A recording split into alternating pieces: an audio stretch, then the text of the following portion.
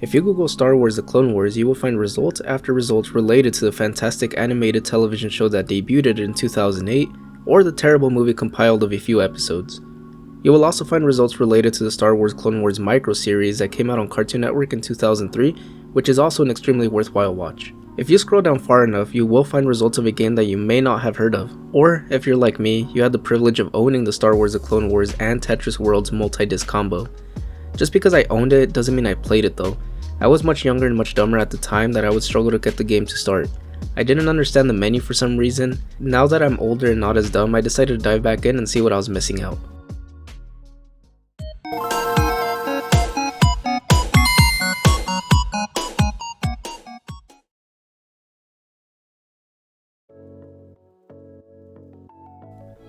Star Wars The Clone Wars was first announced on May 16, 2002 on the official Star Wars website. A few weeks later, the public got its first look at E3 2002, which took place between May 22nd through May 24th.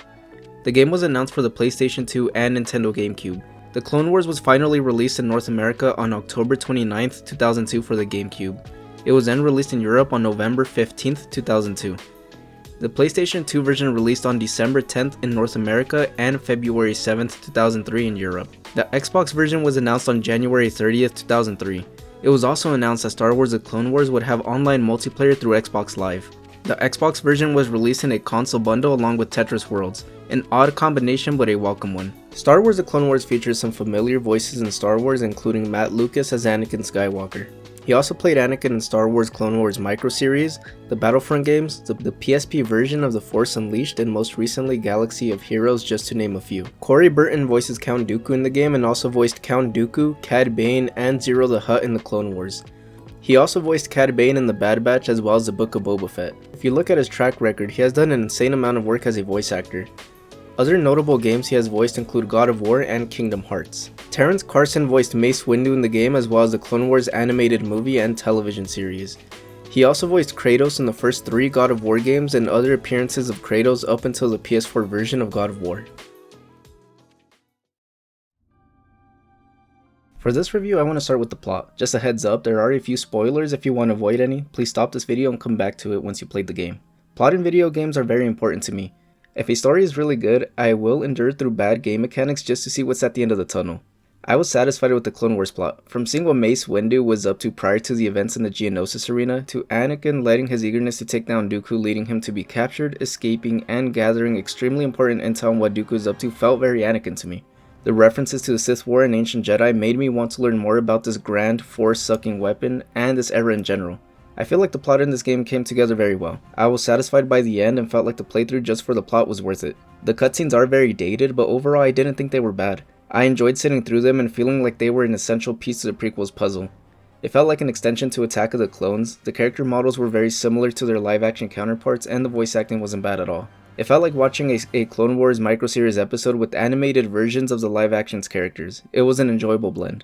Another notable highlight is the variety of planets this game features. Whenever a planet began to feel exhausting, the game would move to another planet at the right time, and the planets were very well designed and very detailed. Star Wars The Clone Wars is powered by Pandemic Studio's Zero engine, which was also used in the Star Wars Battlefront games released a few years later. You can see some of the similarities, especially in lightsaber and vehicle combat. The game definitely feels like a very early stage of the gameplay we would later see in Star Wars Battlefront, and it's cool to find little connections like that. The Clone Wars focuses on vehicular combat. You will pilot multiple vehicles from the Star Wars universe. The vehicle combat is really fun and extremely chaotic. Something I want to highlight is how this game successfully captured the scale of the Clone Wars. Vehicular combat feels so grand and chaotic. There is always so much going on. It legitimately feels like you are in a Star Wars war zone. While the vehicle combat is fun, it's also very mindless. You are always auto-targeting the closest enemy in view and simply holding down the fire button or spamming other buttons to launch missiles or lasers. It can get pretty repetitive after a few levels, but not repetitive enough to make me put it down. My favorite vehicle to pilot by far was the Republic gunships. These have always been some of my favorite ships in Star Wars, and piloting them felt really badass. The speeder bike and scab levels were also really fun to play through. It reminded me a lot of the chase scene in Return of the Jedi, and it gave me this ultra nostalgic feeling when playing through them. The boss fights mainly consisted of fighting either a group of vehicles or one very large vehicle with an extremely large health bar. These boss fights were always very mindless. It was a lot of spamming missiles and moving to find health and ammo pickups and repeating the same process until they were destroyed. I was not impressed with the boss fights. Overall, the vehicle combat is really fun, chaotic, and if you turn the difficulty up, it will definitely have you weaving and blasting non-stop. There is another side to the Clone Wars gameplay, and this is the third-person Jedi combat. There are sections in some levels where you play as Mace Windu or Anakin, and man does this combat feel stiff. Instead of making a separate combat system for the ground combat, it just feels like the developers attached the vehicle controls to the Jedi combat. I felt like I was piloting a very stiff vehicle opposed to playing as a Jedi. I was excited at first when I found out that you could play as a Jedi, but that feeling was long gone after playing the first level as Mace Windu. After that, I would just rush through the levels and get to my objective or destroy what I needed to as quickly as possible. Star Wars The Clone Wars has a multiplayer game mode that I wasn't able to try out, but I'm sure it would have been fun to play with other people.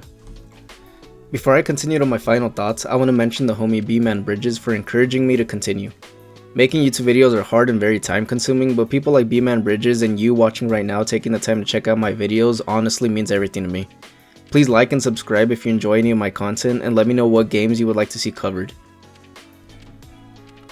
Star Wars The Clone Wars is an enjoyable game. While the gameplay can be clunky and repetitive at times, the scale and chaos paired with a very interesting plot makes this worth playing. Jedi combat at its worst, and Destructive Republic gunship mayhem at its best, Star Wars The Clone Wars is definitely worth a buy. Have you played Star Wars The Clone Wars? Let me know what you think about this game in the comments below. Any games you would like to see covered in a retrospective review? Let me know. Don't forget to like the video and subscribe so you don't miss out on any retro gaming reviews. I hope you have a great rest of your day.